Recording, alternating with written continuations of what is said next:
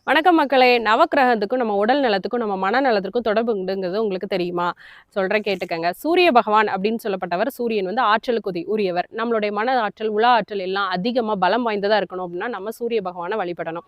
சந்திர பகவான் ஆகப்பட்டவர் மனோகாரகன். அதாவது நம்ம புத்தி, எண்ணம் எல்லாமே நல்லதா இருக்கணும் அப்படின்னு சொன்னா, நம்ம மனசுல பாசிட்டிவ் வைப்ஸ் வரணும் அப்படின்னு சொன்னா சந்திர பகவானை நம்ம நல்லா வழிபடணும். புத பகவான் ஆகப்பட்டவர் கணித ஆற்றல், பேச்சாற்றல், அது மட்டும் இல்லாம தொழில் திறமைக்கும் உரியவர் யாரு அப்படின்னு சொன்னா அந்த புத பகவான்.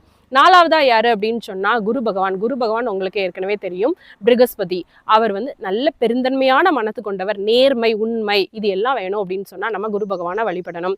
செவ்வாய் அப்படின்னு சொன்னாலே அகங்காரகன். அகங்காரகன் அப்படின்னு சொன்னாலே நமக்கு அந்த எமோஷன்ஸ், கோவம் அதிகமா இருக்கும் இல்லையா, ரத்தகாரகன் அப்படின்னு சொல்லுவோம். நம்ம கோவத்தை கட்டுப்படுத்தணும் அப்படின்னு சொன்னா நம்ம செவ்வாயை தான் வழிபடணும். அது மட்டும் இல்லாம சொத்துக்கள் நிறைய அமையணும்னு சொன்னாலும் நம்ம செவ்வாய் பகவானை வழிபடணும். ஆறாவதா யாரு அப்படின்னு சொன்னா சுக்கிரன் அப்படின்னு சொன்னாலே சுகபோகங்களுக்கு சொந்தக்காரர். நம்மளோட வசதி வாய்ப்பு, லக்ஸரியஸ் லைஃப் ஸ்டைல் வேணும் அப்படின்னு சொன்னா நம்ம சுக்கிர பகவானை வணங்கணும்.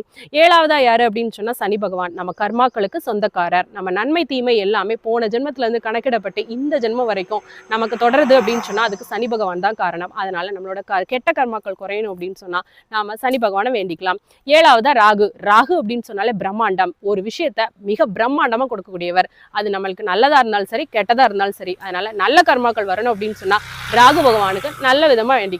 கேது அப்படிங்கிறவர் யாரு அப்படின்னா ஞானகாரகன். நமக்கு புத்தி கூர்மையை கொடுக்கக்கூடியவர். அதனால கேது அப்படிங்கிறவர் வந்து ஞானத்தை கொடுக்கறதுங்கிறதுனால கேது பகவானை வேண்டிக்கிட்டோம் அப்படின்னா நமக்கு ஞானமும் அறிவும் நல்லறிவும் உண்டாகும். நன்றி.